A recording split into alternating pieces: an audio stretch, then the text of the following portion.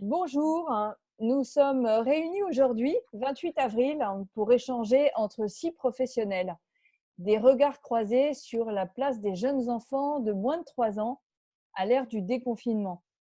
Je suis ravie d'accueillir le docteur Jean Sarlang, infectiologue au CHU de Bordeaux, le docteur Brigitte Collet, élue petite enfance et famille à Bordeaux, Annie Collin, directrice du RAM de Dole, Anne-Sophie Rollin, référente de l'espace famille à Reims, Carole Crissement, présidente du collectif des associations des crèches du Grand Est. Je suis Nathalie Casso-Vicarini, déléguée générale de l'association Ensemble pour l'éducation de la petite enfance. Alors, le 119 explose et reçoit 98% d'appels de plus depuis le début du confinement. Il est urgent de limiter les risques, d'informer, de soutenir les parents et les professionnels de la petite enfance, car ce temps de confinement est inquiétant et fait peur. Nous vous proposons de partager des connaissances et pistes concrètes pour sécuriser les élus, les parents, les professionnels du retour des jeunes enfants à la crèche, chez leur assistante maternelle et à l'école. Le lien social, la solidarité et la bienveillance sont des facteurs de protection puissants à cultiver à chaque instant pour que chacun se sente en confiance. Alors, je vais donner la parole sur les questions de santé au docteur Brigitte Collet. Brigitte, à la différence de certains pays comme le Québec, la France a pris le parti de fermer la plupart de ses crèches et nombre d'assistants maternels ont cessé d'accueillir des jeunes enfants, brisant parfois le lien entre les parents, les enfants et les professionnels. Selon vous, quel est l'effet sur la santé des enfants? Oui, effectivement, Nathalie, je suis adjoint au maire à Bordeaux et j'ai constaté que, contrairement à ce que vous dites, toutes les crèches n'ont pas été fermées puisque un certain nombre de crèches sont restées ouvertes. Et c'est pas pour rien, c'est pour accueillir les enfants des professions prioritaires, des soignants, ce qui prouve que finalement les modes de garde, ce sont des services publics absolument indispensables, d'autant plus en temps de crise. Et on va pouvoir s'appuyer pour les semaines à venir pour élaborer notre déconfinement, on va pouvoir s'appuyer sur cette expérience de ces 4 crèches. À Bordeaux, nous avons 4 crèches qui sont restées ouvertes pour environ une cinquantaine d'enfants. Et l'expérience qui a été celle de ces 4 crèches est extrêmement positive. On voit bien que ça s'est bien passé, que les enfants se sont très bien adaptés, qu'aucun cas de coronavirus n'a été mis en évidence ni dans le personnel ni dans les enfants. Et on voit bien aussi que ces crèches, quand elles sont fermées, on voit bien le drame que ça constitue pour un certain nombre d'enfants et de familles. C'est un lien social, c'est un lieu de garde, c'est un lieu d'éveil, c'est un lieu de vie. Et donc, je le redis, de lien social majeur pour beaucoup de parents et d'enfants de la ville. À Bordeaux, on a 8000 enfants de 0 à 3 ans. Il y en a un certain nombre qui bénéficient d'un mode de garde, 72% à peu près. Et donc, il est très important que ces crèches puissent réouvrir et que les assistantes maternelles puissent retravailler dans de bonnes conditions. Les assistantes maternelles seront évidemment accompagnées dans cette démarche par les relais assistantes maternelles, mais vous en parlerez mieux que moi, mesdames. Et durant le confinement, je le redis, ça s'est très bien passé. On va pouvoir s'appuyer sur cette expérience positive. Et je crois que cette expérience, elle est positive pour ceux qui ont été en crèche, mais elle est parfois très négative, on le sait, et certains d'entre vous en parleront mieux que moi, pour des familles extrêmement précaires, qui n'ont pas accès à l'enseignement à distance, qui sont devant la télé, qui mangent mal, pour certains qui ne mangent plus, et qui en tout cas ne mangent pas des choses équilibrées. Certains enfants devant les écrans ont des troubles du comportement très importants parce qu'ils ont passé beaucoup trop de temps devant la télé ou devant les jeux sur Nintendo, etc. Donc vraiment, il est temps que cette expérience s'arrête. J'espère que les enseignants vont comprendre qu'on a besoin de leurs compétences éducatives et qu'on les accompagnera de la meilleure façon possible pour cette reprise avec les conditions sanitaires qui sont prescrites et que nous appliquons déjà, nous, depuis 6 semaines. Donc voilà, je suis sur un message positif. Vraiment, l'intérêt de l'enfant, c'est que les crèches et les modes de garde et les assistantes maternelles et les écoles reprennent, et le plus vite sera le mieux. Merci beaucoup, Brigitte. Les modes d'accueil sont fondamentaux dans cette période. Le docteur Jean Sarlang, nos enfants sont-ils porteurs et vecteurs? On ne comprend pas toujours bien les notions de porteur sain, asymptomatique, vecteur. On est un petit peu perdu. En clair, nos enfants sont-ils en danger? Nos jeunes enfants sont-ils en danger? Et qu'en est-il des autres enfants et des adultes qui les accompagnent? Le virus, ça fonctionne comme une clé dans une serrure. Et les serrures des petits-enfants, plus ils sont petits, moins les serrures sont compliantes pour cette clé. C'est-à-dire que le virus ne se fixe pas dans les cellules des enfants. S'il se fixe, c'est essentiellement sur les serrures, sur les récepteurs au niveau des voies aériennes supérieures. Il est très rare que ce virus descende dans les poumons, et donc par conséquent, il y a une espèce de protection naturelle, je n'ai pas dit immunité, une espèce de protection naturelle contre le virus, contre les effets de ce virus.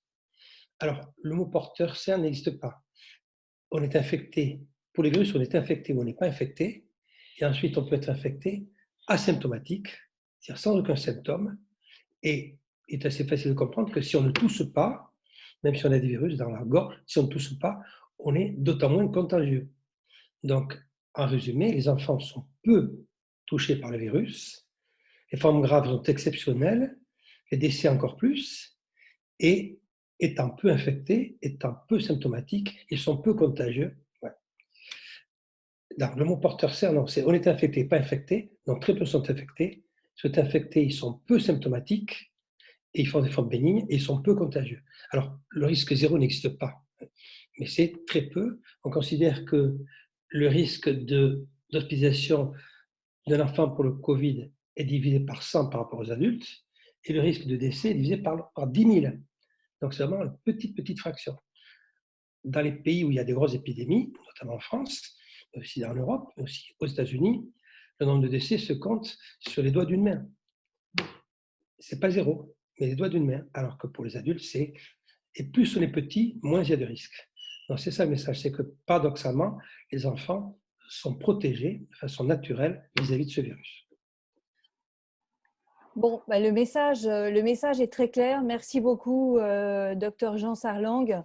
Docteur Brigitte Collet, avant la réouverture des accueils, les parents et les professionnels ont-ils besoin d'être rassurés sur les conditions d'accueil? Et qu'avez-vous envie de leur dire? Alors, j'ai envie de leur dire qu'on va réunir toutes les conditions pour qu'effectivement ils puissent reprendre le travail relativement sereinement.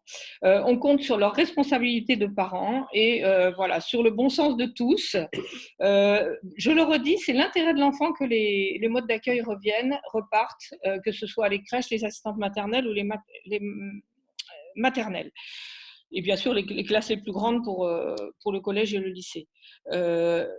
Ce que je peux leur dire pour les rassurer, c'est que ça va être un accueil progressif, c'est que nous avons déjà 4 crèches qui sont ouvertes depuis 6 semaines. Nous allons réouvrir progressivement les crèches les unes après les autres, avec des petits groupes, des groupes de 10, avec un cheminement dans la crèche qui sera fait pour que les groupes de 10 ne se côtoient pas, ne se frottent pas les unes aux autres.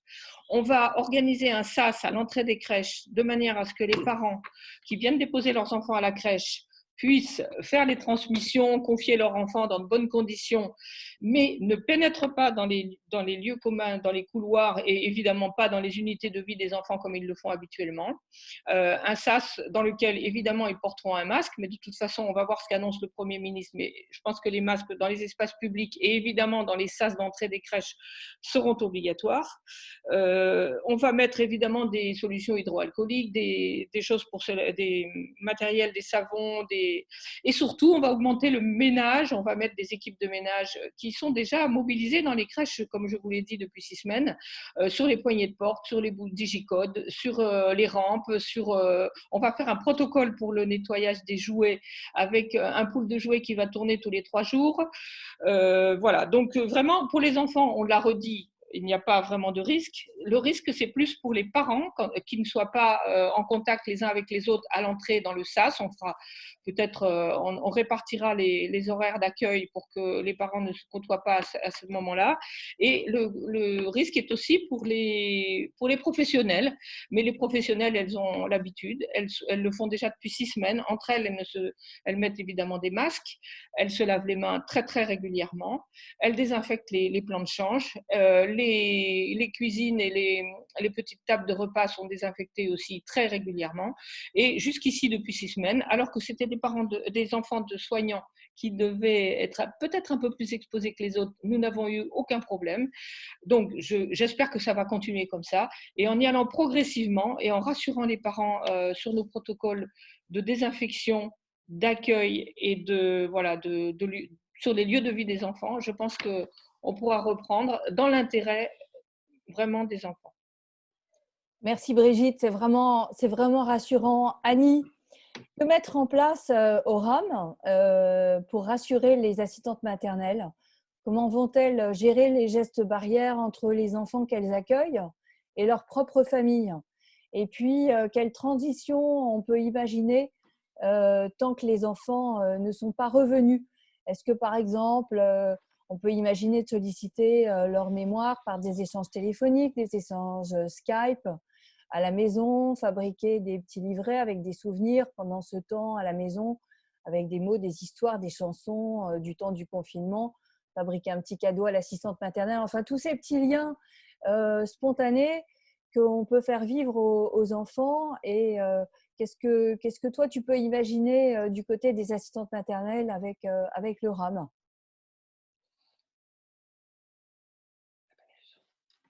Annie, si tu veux Le mettre… micro. Alors, au niveau du relais assistante maternelle, ce qui va être vraiment important pour nous, c'est de les accompagner, de les soutenir dans cette période de déconfinement. Je pense qu'on va aider dans la rédaction de protocoles qu'elles vont pouvoir mettre en disposition des familles avant le retour des enfants, donc au mois de mai.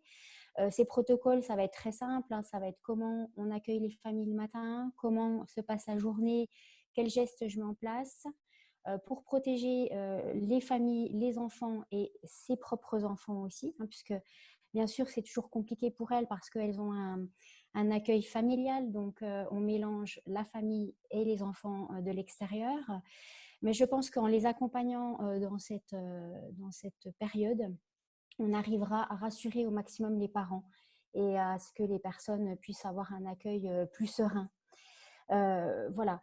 Par rapport à tout ce qui pourra être mis en place pour réadapter, je dirais, et pouvoir conforter les familles, ça va être aussi des choses très, très sympas à mettre en place, comme voilà, réutiliser des comptines que l'assistante maternelle peut chanter aux enfants la journée. Ça veut être aussi des appels comme on le fait aujourd'hui, vidéo. Essayer au maximum de faire renaître les choses et les liens avec l'assistante maternelle par des photos de la maison, de la chambre de l'enfant, de la cuisine, de la famille de l'assistante maternelle, entendre sa voix. Je pense que plus vous mettrez de conditions à cela avant le réaccueil, et mieux ce sera pour tout le monde. Et ça rassurera vraiment tout le monde. Merci. Merci beaucoup Annie, c'est vraiment plein de bonnes idées. Anne-Sophie, de ton côté, comment tu peux imaginer ce retour progressif en faisant appel au bon sens de chacun? Et quelles sont pour toi les priorités d'accueil? Est-ce que ce sont les familles vulnérables, les enfants à besoins particuliers? Et comment reprendre un dialogue serein et de confiance avec les parents? Oui, parce qu'il est effectivement indispensable d'un point de vue sanitaire que le retour se fasse de manière progressive, que ce soit en crèche, chez l'assistante maternelle ou à l'école. Mais il y a évidemment des situations pour lesquelles la nécessité d'une porte de sortie, ça clignote quand même un peu comme un voyant rouge, parce qu'il y a des enjeux en termes d'apprentissage, d'éveil, de stimulation, comme disait Brigitte, l'exposition aux écrans.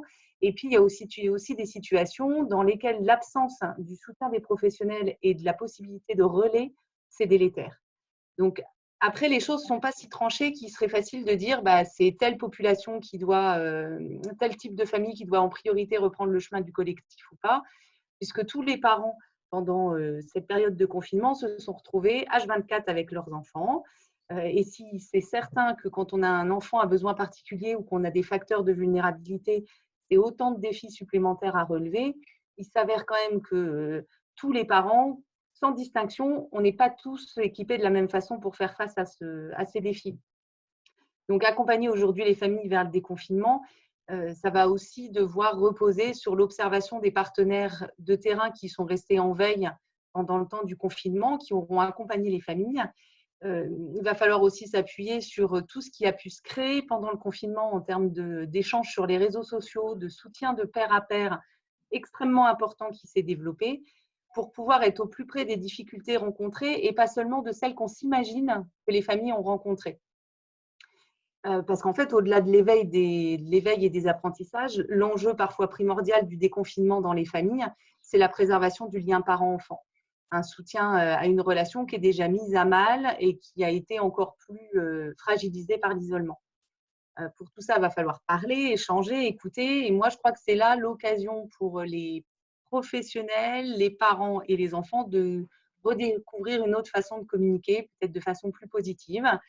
Et puis, voilà, pour rebondir sur ce que disaient Brigitte et Annie, les parents, oui, sont rassurés de savoir qu'il y a des mesures d'hygiène qui sont mises en place, que ce soit chez les assistantes maternelles ou dans les structures, mais ils s'interrogent aussi sur la place que prennent les mesures d'hygiène dans la relation et de comment ils s'interrogent sur la qualité de la relation que les professionnels vont avoir avec l'enfant au vu des gestes barrières. Voilà. Sur certains témoignages qu'on peut avoir d'assistantes maternelles ou de professionnels qui sont inquiets pour eux et c'est entendable, mais du coup de parents qui se disent bah oui mais comment avec un masque, comment l'interaction va se faire, comment on va respecter une distance d'1 mètre, enfin voilà. Donc il va s'agir de pouvoir rassurer les parents sur la qualité de la relation, sur le maintien des interactions avec les enfants évidemment, tout en assurant aux professionnels qu'ils vont être eux en sécurité. Et du coup, va falloir dire, entendre, parler, échanger, écouter pour se soutenir dans l'inconnu d'un déconfinement et puis pour pouvoir s'ajuster tous les jours ensemble aux besoins des petits. Voilà. Merci beaucoup Anne-Sophie. Beaucoup d'humanité, de la qualité dans la relation, c'est vraiment fondamental parce que nos petits ne sont pas des adultes en miniature. Alors, je voudrais donner la parole à Carole. Carole, qu'est-ce que tu proposerais de complémentaire à ce qui a été dit par Brigitte, par Anne-Sophie et Annie avant ce retour à la crèche? Et quels sont les gestes barrières qui n'auraient pas été identifiés ou transmis par Brigitte, ces gestes barrières précis avec les parents qui accompagnent leurs enfants? Bon, ça reste contraignant. Mais est-ce que ces gestes barrières sont bien rassurants? Ça, c'est fondamental. Carole. Ben, écoute, Nathalie, le docteur Brigitte Collet a fait un bon résumé avec Anne-Sophie et Annie. Le docteur Sarlang nous a dit que les enfants n'étaient pas porteurs. Le docteur Brigitte Collet l'a remarqué dans ses crèches à Bordeaux. Nous, on a pu le regarder aussi sur les crèches municipales à Nancy qui sont restées ouvertes puisque réquisitionnées. Ce que je voudrais dire, en fait, c'est qu'il faut rassurer les parents, il faut rassurer nos professionnels qui ont l'habitude de vivre d'une façon très très proche des enfants pour un accueil de qualité affective. Maintenant, il va falloir trouver des façons de vivre différentes, c'est-à-dire mettre 1 mètre entre les salariés, mais ce n'est pas 1 mètre entre l'enfant et l'adulte. Donc, l'enfant, on pourra toujours lui faire un bisou, toujours lui faire un câlin, toujours le prendre dans les bras. Il n'y a pas de problème. Les 2 médecins que nous avons autour de cette vidéo nous le disent, nous le confirment. Il ne faut pas avoir peur de ça. Par contre, entre les adultes, déjà réceptionner le parent dans le sas d'entrée, comme l'a dit Brigitte Collet, pour qu'il ne pénètre plus dans la structure, mais qu'il ait quand même un visuel entre l'équipe de professionnels que nous sommes et lui en tant que parent et son enfant. Après, nous accueillerons pour notre part les enfants avec la petite chanson de la savonnette pour lui laver les mains. Donc, c'est bien ça, c'est ce que j'avais dit. Il continue de 30 secondes. Donc ça fait quand même une petite activité éducative, collective aussi, pour tous se désinfecter les mains et la faire en chanson, c'est quand même bien mieux. Et puis, il y a 2-3 choses à faire, c'est-à-dire 1 mètre de distance entre les professionnels. D'habitude, les crèches mettent les jouets en usage libre pour les enfants. Peut-être, au lieu d'en avoir 20, les enfants n'auront peut-être que 10 et ils seront plus facilement lavables.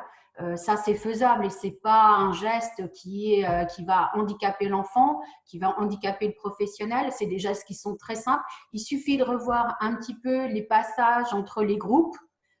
Peut-être ne pas laisser la porte ouverte des salles et comme ça, on n'a pas le problème des clenches. J'ai vu que sur un site, alors je ne voudrais pas le nommer, mais il y a de l'adhésif pour les clenches et ça permet que le virus ne s'agrippe pas sur la clenche. Donc, il faudra recouvrir peut-être nos clenches. Avoir des gestes simples, mais surtout, l'intérêt de l'enfant, c'est quand même les crèches ne sont pas une garderie. On a un éveil éducatif, on a une sécurité affective à leur apporter.